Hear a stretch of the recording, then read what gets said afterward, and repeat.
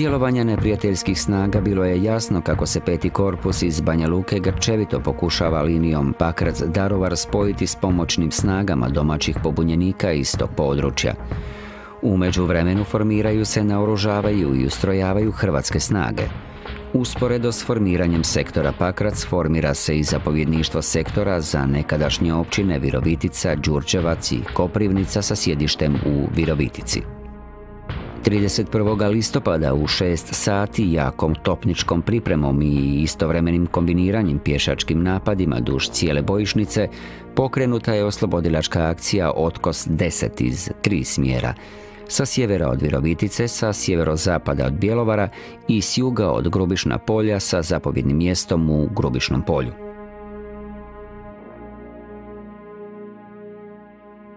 Iz 1.10. znači u jutarnjim satima naša jedinica je imala zapovjed znači probiti cestovnu komunikaciju na pravcu Nova Pisanica Buban Zrinska. U Bubanu, tu smo imali skoro cijeli dan smo se tukli s njima. Oni su nas gađali sa svim mogućim topništvom. I nakon, ne znam, jednu minutu, dvije, čuo se hitac, ali ono jedno ga se čuo, malo kalibarka sigurno je bila. Pogledam, polako pao, leži na cesti. Pitam ga se ranjen, niš ne govori.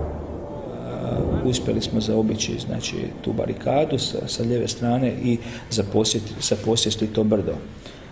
A iskopani su rovove, imali da su mogli, stajaće rovove, da su mogli doći bez ikakvog rizika do položaja gdje su čuvali tu barikadu. Sljedećeg dana u jutarnjim satima smo krenuli prema mjestu Zrinska, ušli smo u mjesto Zrinsku bez borbenog otpora, zatim smo nastavili napredovanje prema Malom Grđevcu, to je jedno onako bitno četničko uporište na tom području. Četnik iskoračuje iz kukuruza i rafal po nama. Tu je Radić dobio ovu pušku, tu je ranjen Ivančić, on je tu u nogu, Mario Topolovčan, akademac, on je dobio rikošet tu. Ja sam bio prvi kolon, mene sve mi išlo, ja ne znam kako. 5 dana je sve ukupno trajalo, ali dok smo probili Buban, trebalo nam je cijeli dan i noć dok smo ga probili, tu prvu borbenu njihovu liniju, kad smo je probili, kad su pobjegli, onda smo mi išli dalje, onda je sve bilo meti, kako se kaže. Ja. A onda u drugoj fazi se išlo dalje do samog Papuka i tamo bi istako recimo situaciju oslobađanja sela Brđani, koje je bilo vrlo važno zbog sjećanja komunikacije između Đulovca i Daruvara i samim time je automatski obrana sa druge strane se morala pomalo prebacivati iza Papuka. Bile su dosta veliki otpor njih najprije prije zauzimanja sela, a onda otpor nas da sačuvamo to područje. Ne? Nakon što smo mi mjesto zauzeli, ostale postrojbe nisu uspjele znači osigurati nama bokove. Jer smo u biti ušli 7 km u neprijateljski smjer. Utvrdili smo provizorno položaje, nakon pošto bokovi nam nisu bili osigurani od drugih postrojbi, oni su tamo naišli na veći otpor. Mi smo treći dan bili napadnuti i to su bili neki pripadnici Bijelih orlova. Stvorili smo nekakvu obranu, moj vod, i sa svojim najboljim prijateljem iza zaklona smo stvorili kao neki paljbeni položaj, ali nažalost on je dobio direktno hitac iz protuavionskog mitraljeza topa u glavu. Ja do danas ne znam da sam ranjen od tog rasposavajućeg metka ili možda dijela njegovog šljema ili tome slično. Tada sam prvi put doživio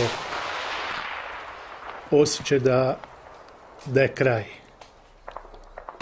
Ali nakon 2 sata je to stalo i krenuli smo dalje.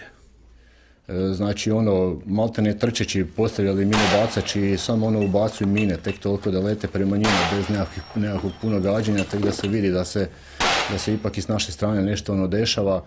Pa za naše pojmove tada je bio vrlo visok nivo borbenih aktivnosti, međutim kasnije kako se rat razmahavao, onda smo vidjeli da su te bile uvodne operacije, uvodne borbe, okršaj relativno manjih razmjera u odnosu na ono što je dolazilo poslije.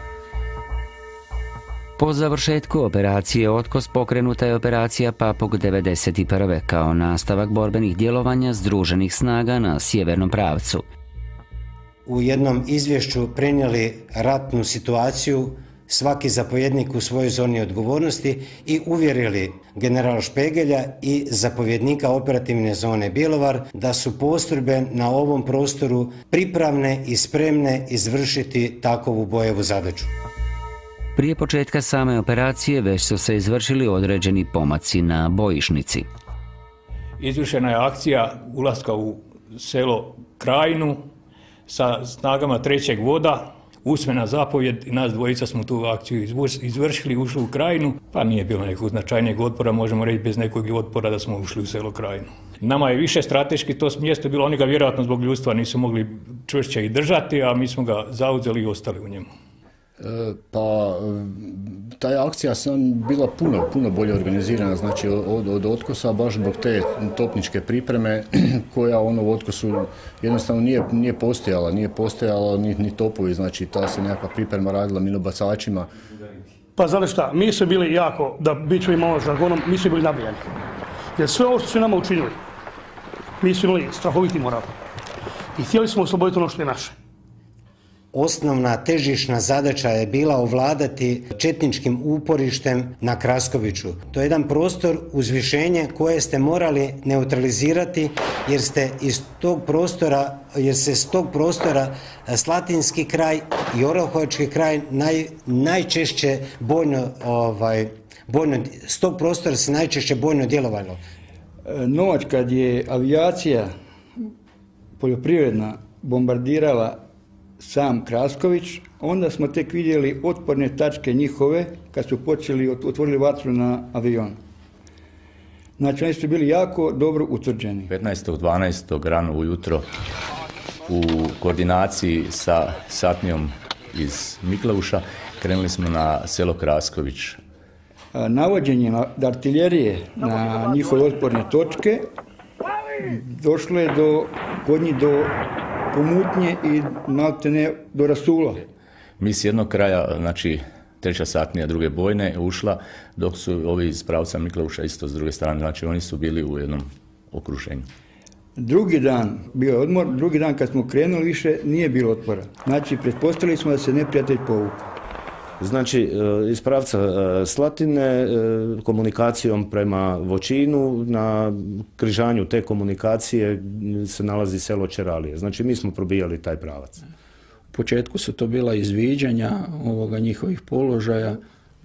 Pridruženi smo bili 136. brigadi iz Slatine i služili smo za proboj na pravcu Slatina-Čeralije prema Voćinu.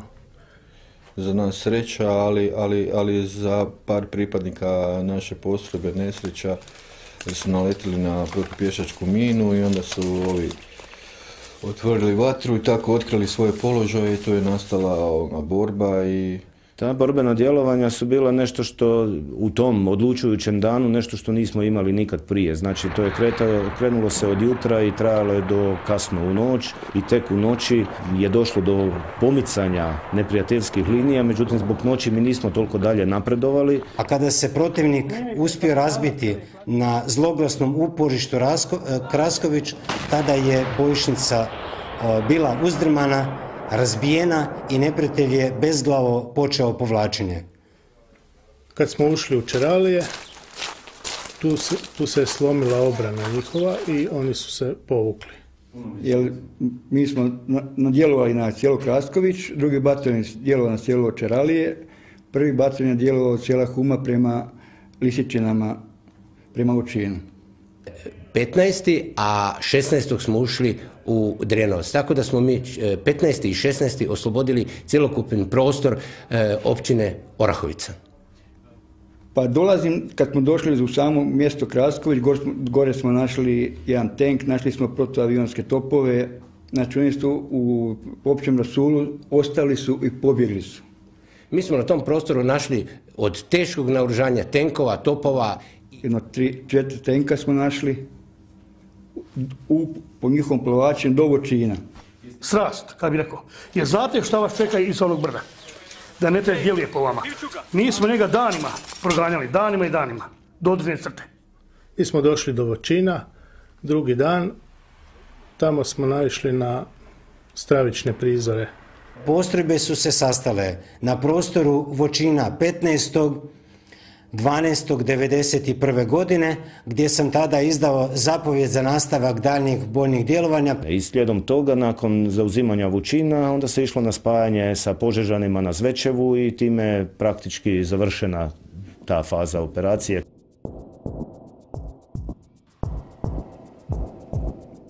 Kamenska je selo koje se nalazi na raskrižju puteva Voćin, Okučani i Požega Pakrac.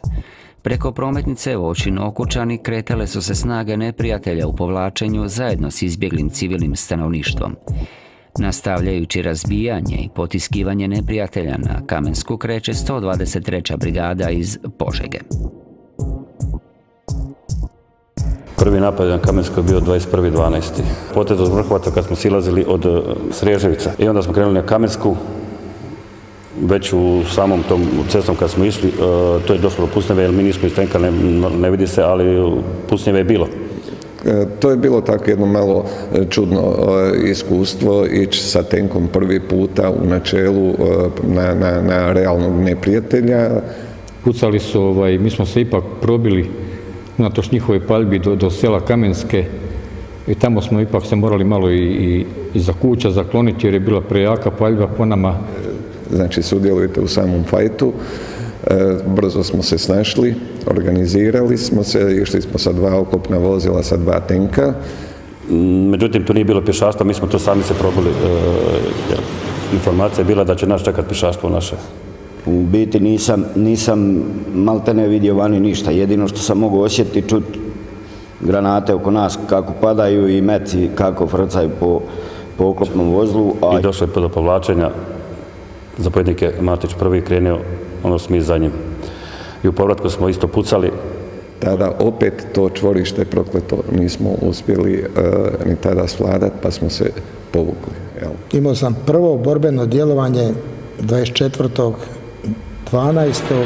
na sami Badnjak sa manjkom jednog člana posade. Pa mogu vam reći da mi baš nije bilo svejedno, nekako sam sigurniji bio u tenku, ipak je to nekako moćnije vozilo i nekako se čovjek osjeća sigurnije u njemu, dok u borbenom vozilu pješadije to nekako, da je nazovem, konzerva za sardine.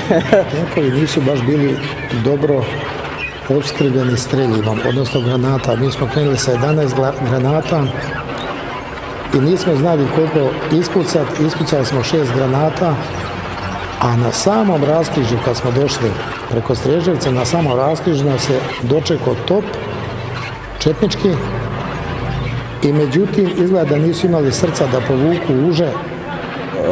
Kad čovjek bude napadnut i kad vam se radi o glavi, onda jednostavno tu nema razmišljanja, djelujete kako trebate djelovati. Djelovanje i šumarije je bilo.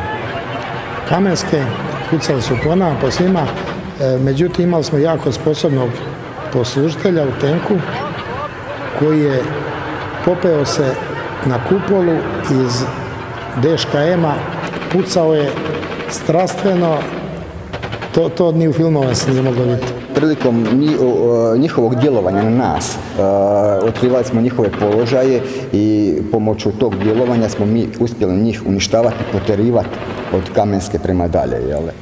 I kad smo to odradili, pješaštvo nas je pratilo stalno, kad smo to odradili, krenuli smo gore prema Mijačima, međutim, zapovjednik je javio da se povlačimo, da je akcija gotova. To je šumovit teren i gadan teren gdje u stvari pješak po pješak sam. Znači, i poslije toga je samo taj potez prema Španovici, ne znam, borbeno nismo djelovali kad nikog nismo vidjeli, jednostavno pobjegli, nema na koga se ne pucati, mogu pucati u zrak, ne znam jasno.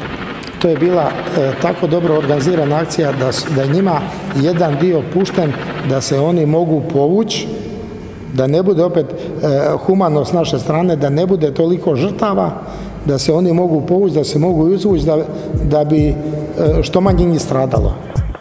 Uslijedila su i značajna organizirana napadna djelovanja s novogradiškog prostora kojima se stiskalo neprijatelja u pravcu šireg prostora Bijelih stijena koje se nalaze iznad Okučana. Ovim napadnim djelovanjima cilj je bio doći iznad Okučana i prisiliti neprijatelja na uzmak s područja Pakraca, a potom ispuštanje u same Okučane. Neprijateljski položaj u Maškoj Šagovni dugo vremena, od samog početka praktično borbenih djelovanja, bilo je čvrsto i jako neprijateljsko uporište gdje su bili između ostaloga snage bivše vojske, snage teritorijalne obrane i Beli Šešeljovi orlovi. Zapovjed je pripremljena sa svim elementima i trebalo je kreći napadna aktivnost 16. Međutim, uslijed loših meteoroloških uvjeta nije se moglo izvršiti i 19. se krenulo naprijed. Ali mi smo do 19.12. njima nanosili veliku štetu. Radili smo akcije sa presretanjem kamiona na cesti koji je njima vozio streljivo. Zatim su izviđači, grupa izviđača otišla u njihovu pozadinu, postavila im mine na cestu gdje smo ih jednostavno na taj način destabilizirali i kad je došao 19. kad smo svom silinom krenuli na njih, dogodilo se to što se jednostavno dogodilo. Tu je jedna od većih pobjeda, ali i jako teško je bilo jer je bilo jako puno i ranjenih i poginulih sa naše strane, naravno sa njihove. Oslobađanje Maške Šagovne izvršeno je po planu na taj način da je sa više strana izvršen napad. Zarobljen je veći broj četnika, preko 108 je baš bradati četnika s bradom, od Šešelja je gore ubijeno. Tu su dobili Beli orlovi, ostali bez krilaca i svega i to je Šešelj u Hagu govore sve. Povukli su se, bila je opća bježanija i to je naša jedna briljantna pobjeda. Jer je bilo nekoliko kontranapada i artilerijom i pješački, ali svi su oni odbijeni, tako da se naši još dalje od Maške Šagovine spustili u Trnavu. Jedno 300 metara prije Trnave, s desne strane putom, raspoređeni smo bili u strelce. Dobro, naoružanje je klasično, 28 nas je bilo u vodu, s tim da se imalo i zolje. Lijevom stranom prema Medarske vinogradima se napredovali isto, druga jedinica, ne znam sad točno ko je bio, isto u strelcima su tako išli raspoređeni. Iz Šagovine smo ušli ja i moj zamjenik Siniša Jurković sa 2 tenka ušli smo u Trnavu, a pješadija ostala skoro kilometar iza nas. Tako da smo se morali povući zato što sredstva veze nisu bila u funkciji. S tim da je akcija stala, jedno 100 kuća je oslobođeno i tu je stalo i tu su linije stale. Znači prema brdu gore mi smo poslije bili tu raspoređeni po rovima, to se poslije kopalo i tako. 30. prosinac 1991. godine jedna satnija iz druge bojne izvršila je uspješan napad iz smjera Maške Šagovne prema selu Širinci i ona je tog dana razbila je četničke položaje neprijateljske u selu Širinci i ušla je u selo Širinci. Pošto preko Pakraca nisu mogli više ići i bili su pod udarom naše artiljerije, onda su ovaj šumski put koristili preko tih Bobara, Širinaca na Trnavu da bi se izvukli. Išao je napad na Širinci sa zadatkom zauzimanja mjesta Širinci, izbijanja na Kavgaj i dobili bi vizualno cestu Okučani-Pakrac. Jednostavno, prilazeći Širincima, vidjeli smo gdje su oni bili zatečeni sa našim brojem, išli smo cestom, oni su imali jedno svoje mjesto gdje im je bio bestrzajni top i gdje su imali nadzor nad komunikacijom. Kada su vidjeli nas da im prilazimo, već bez ispaljenog metka je krenula njihova bježanija. I oni su imali dominantne kote gore. i kad su naši dečki ušli, uzeli su centar Širinaca, oni su jakom pješačkom vatovima se tukli, tako da smo snajpere su imali, mi smo imali momaka koji su poginuli snajpera, imali smo teško ranjeni od patova. Oni su zauzeli Visove gore i tada su proradili njihovi snajperi gdje nam je nekolicina naših prijatelja poginula. Meni je brigadir Mihić osobno dao zapovjed da se tank i pukovnik Stipe Vukovića, Oreškovića, da tank 84 izvučemo i da idemo u pomoć. I kad smo došli, vidjeli koliko ima mrtvi, koliko ranjeni, ja sam na licu mjesta rekao ne, što ste danas uzeli, cijena je prevelika, ostanite tu i onda se fino smirilo. 3.1.1991. godine u sklopu operacije Orkan izvršen je organizirani naš napad na selu Širinci. Drugi napad je bio 3.1. Napali smo svom silinom i 3.1. negdje oko 11 sati sam i sam ranjen. Naše pješaštvo je, znači, postrojbe i prve bojne i druge i satnija za posebne namjene, sve ušli su u Širinice, vladali, popeli se na gornji dio, međutim oni su opet bili na dominantnim kotama, oni su pružali otpor koliko su mogli pružiti, međutim došlo do Sarajevskog primirja, da nije bilo primirja, da je još jedno bilo 2-3 dana, bi mi izašli tamo na cestu, međutim primirje je nastupilo, moralo se poštivati. Novljanska bojišnica po zaustavljanju neprijatelja i oslobađanju značajnog prostora između Novske i Pakraca nije mirovala. Pokrenute su nove napadne akcije koje su omogućile oslobađanje Lipika. Inače smo mi bili stacionirani, znači zauzeli smo okolne čuke oko Kričke, znači Krička brda, i nakon izviđanja 20.11. spuštamo se u Donje Kričke i taj dan smo oslobodili Donje Kričke. Gledajte, oni su malo bili zbunjeni, ali s druge strane ovoga iz pravca korita oni su imali artiljeriju, znači preko brda. I to je, kasnije smo našli tamo i minobacači, imali su dosta toga. Oni su jednostavno pokrivali sebi opstupnicu. Tako da, kad smo mi ušli u Kričku, oni su nas poklopili artiljeriju. Mi nismo znali odakle vjetar puše. Krenuli smo dalje i naišli smo na zasjedu. Pružili smo jak otpor, uspjeli smo se vratiti u Donje Kričke, znači taj dan oslobodili smo i zadržali smo Donje Kričke. Tigrovi su imali već napadne operacije i jedan dio Krički je već bio oslobođen. Mi smo odmah iza njih zauzimali te položaje i oni su onda išli napred. Kako su oni napredovali, tako smo i mi išli za njima. Gore iz Kričke brda, velika je šuma, snajpera, znači sa brda mi smo dole bili na, doslovno, na puškometu, otvoreni prostor, tako da... To su te grupe i grupice i pojedince koji su se sakrivali u šumi i jednostavno, gledajte, gađali nas snajperima i tako dalje, gdje vi ne znate s koje strane vas pogodi, a čovjek vama padne. Ali kažem, sljedeći dan oni su vidjeli da ne mogu to zadržati i mi smo po rubovima tih brda očistili ta brda, tako da smo pod svoj nadzor stavili, znači, sljedeći dan, znači to je bio 21. studeni i Gornji Krički.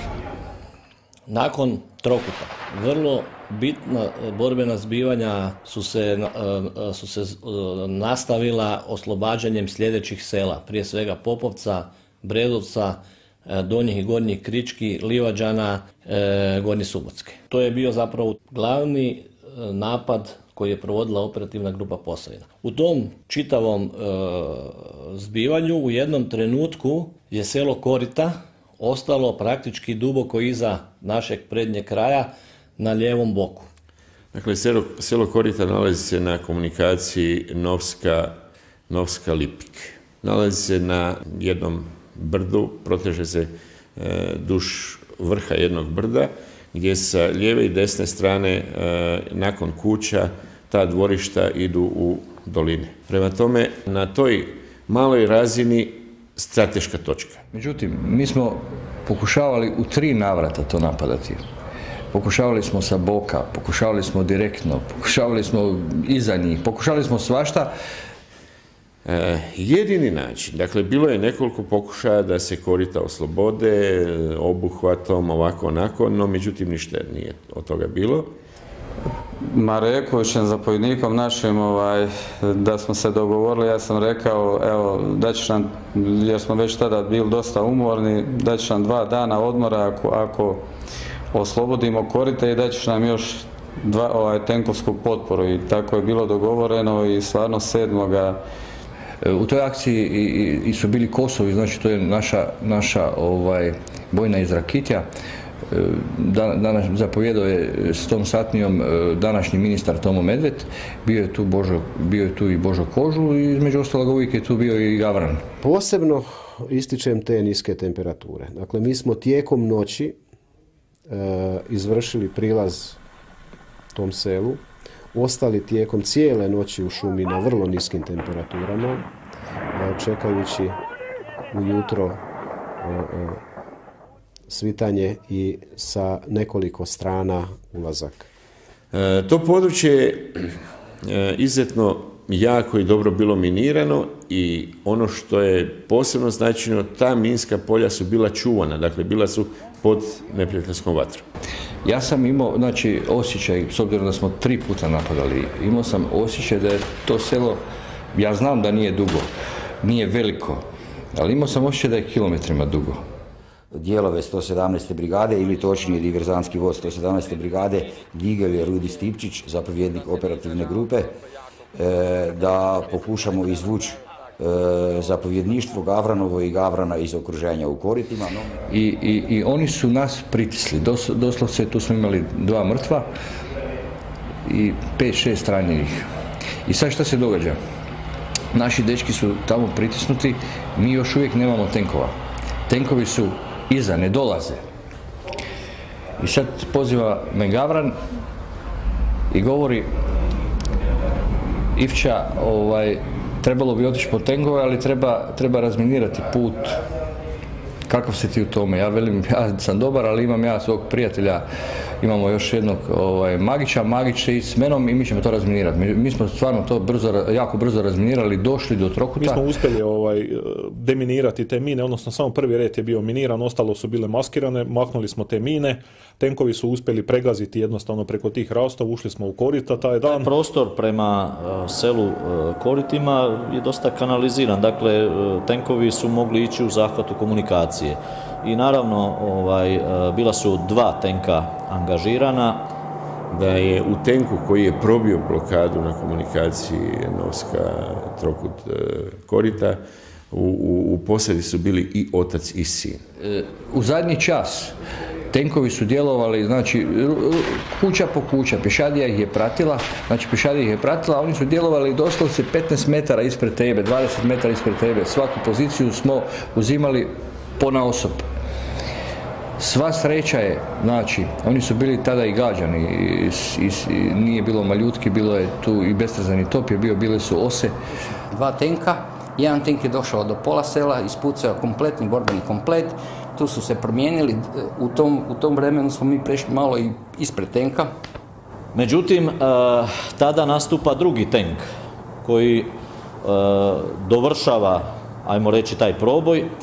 I nakon toga naše pješaštvo, inženjerija i svi ostali koji su bili angažirani u toj operaciji nastavljaju proboj, ulazak i zauzimanje tog sela. Tu je bilo u metežu granata, artiljerije, našog pucnjeve tenkova.